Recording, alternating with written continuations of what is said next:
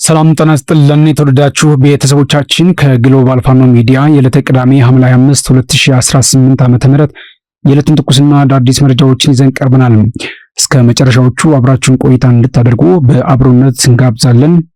በቅድሚያም አርዕስተ ዜናዎችን እናስደምጣችሁ።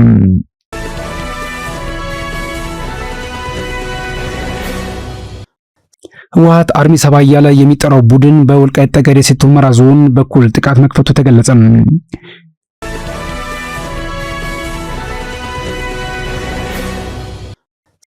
የአማራ ፋኖ ብሔራዊ ንቅናቄ ጎንደር ጠቅላይ ግዛት በጠላት ላይ ከፍተኛ ጉዳት ማድረሱ ተሰማም።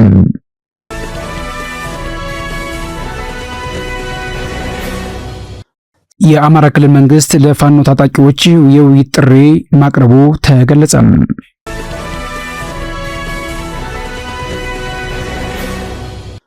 በኢትዮጵያ ታሪክ ውስጥ የሰኔ 15ቱ የከፍተኛ አመራሮች ግድያ አንዳች ግብ ያላሳካ መጥፎ ጠባሳ ጥሎ ያለፈ ነው ሲሉ ጠቅላይ ሚኒስትር አብይ አህመድ ተናገሩ።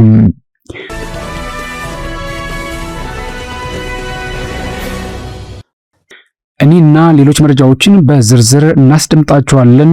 አብራችሁ እንድትቆዩ የአክብሮት ግብዣችን ነው። በቅድሚያ ወደ መረጥነው ዜና እናልፋለን።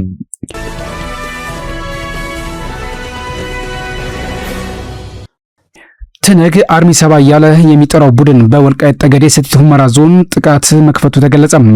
ዛሬ ቅዳሜ ሐምሌ 5 ቀን 2018 ዓ.ም ከንጋቱ 11 ሰዓት ከ45 ጀምሮ በወልቃይት ጠገዴ ሰቲት ሁመራ ዞን በኩል ከበረከት ወደ ሸረሪ እና ነጭ አፈር ባሉት የድንበር አካባቢዎች አቅጣጫም የከባድ መሳሪያ ድምጽ እንደሚሰማ ኢትዮ ፎከስ ዘግቧል።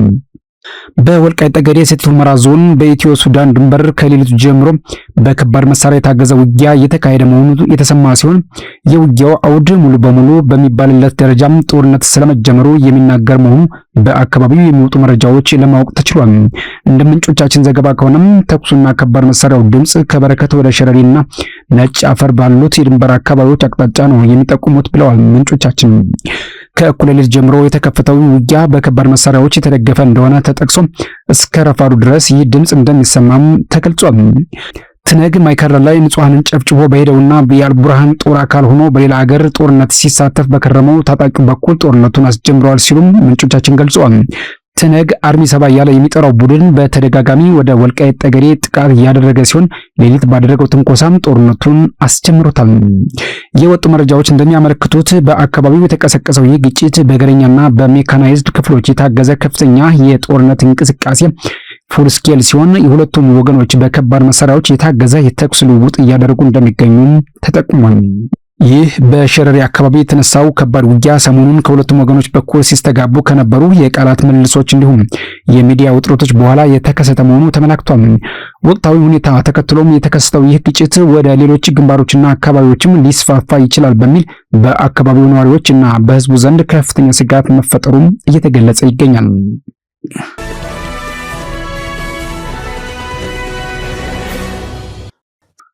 የአማራ ፋኖ ብሔራዊ ንቅናቄ ጎንደር ጠቅላይ ግዛት በላይ እዝ 305ኛ ኮር 52ኛ ክፍለ ጦር አንደኛ ሬጅመንት ባብየው ማሩ ሻምበል የተሰየመው በጠላት ላይ ከፍተኛ ጉዳት ማድረሱ ተገለጸ።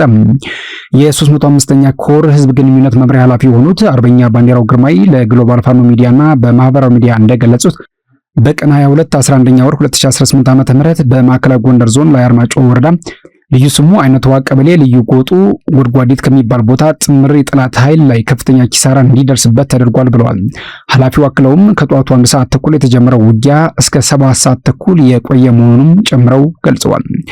ኃላፊው አክለውም ሲያብራሩት በስልጣን ጥመኝነት የናወዘው የአብይ አህመድ ወንበር አስጠባቂ አራዊት ሰራዊት ከክረምቱ ጋር ተያይዞ በድንጋጤ ከላይ ከታች ሲናወዝ ነው የሚውለው ብለው የሚጨብጠው የሚይዘውም በማጣት በፋኖ የንስር አይኖች በጧቱ ገባ እስከ ወዲያኛው ላይመለስ ተሸኘ ሲሉ ገልጸዋል። ኃላፊው አክለውም በነበረው የተደመሰሰ ከመከላከያ ከ20 በላይ ሞት የተመዘገበ መሆኑን ገልጸው ከጸረ ሽምቅ ደግሞ 6 ሲሆን ቁስል ደግሞ ከ16 በላይ እንዲሁም ጥምር ጦር ነው እያለ የሚጠራው አካል ደግሞ ከባድና ቀላል ጉዳት ማስተናገዱን ገልጸዋል። ኃላፊው ጨምረውም ምርኮ 1 40 ጎራሽ ክላሽ 4 የነፍስ ወከፍ ክላሽና ልዩ ተተኳሾችም ተማርከዋል ብለዋል። በአጠቃላይ በአርበኛ ማሩ ኪዴ የሚመራው በጠላት ላይ ከፍተኛ ኪሳራ ስለደረሰበት ወደ ትክል ድንጋይ እግሬ አውጪኝ ብሎ የፈረጠጠ ነው ሲሉ ገልጸው ፋኖም ይህን ከጎንደር ሁመራ የሚገኘውን አስፋልት መንገድ ተቆጣጥሮ በመጠባበቅ ላይ ይገኛል ሲሉም ተናግረዋል።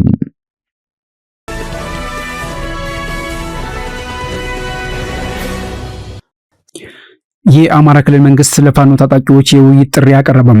በክልሉ ያለው ግጭት የመልማት አቅምን እየጎዳ ችግሮችን በውይይት መፍታት አለባቸው ሲል የአማራ ክልል መንግስት ጥያቄ አቅርቧል።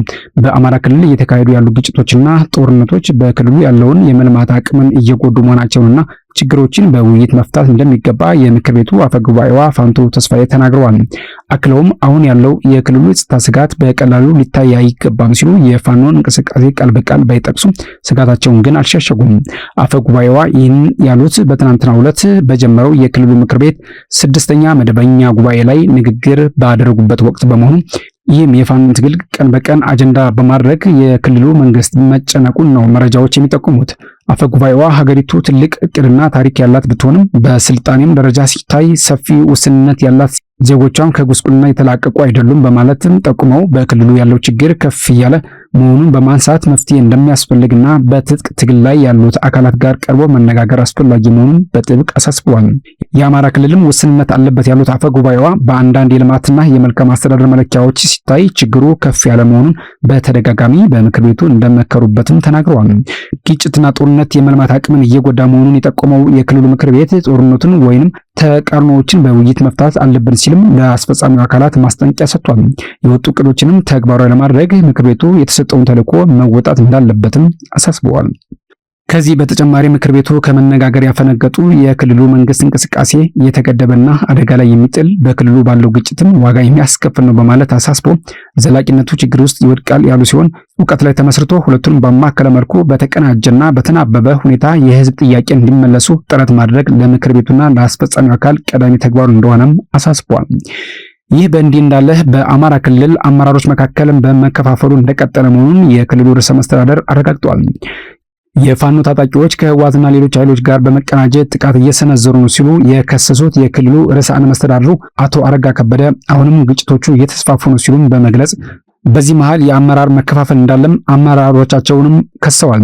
ትናንት ህወሓት በአማራ ክልል ላይ በደል ፈጽሟል ያለው ኃይል ዛሬ 360 ዲግሪ ተለውጦ ህወሓት ስር ተሸጉጧል ሲልም ገልጿል። ስምሪት ይቀበላል፣ አደረጃጀት ይፈጥራል፣ ሎጂስቲክስ ይቀበላል፣ አማራ ክልልን ለማተራመስ ጥረት እያደረገ ነው ሲልም ገልጿል። እኛም ብንሆን ውስጣዊ የአመራሩን አንድነት የሚፈትኑ ሁኔታዎች አሉ፣ ይህንንም መታገል ያስፈልጋል ሲሉም የክልሉ ርዕሰ መስተዳድሩ አቶ አረጋ ከበደ ለክልሉ ምክር ቤት አሳስበዋል።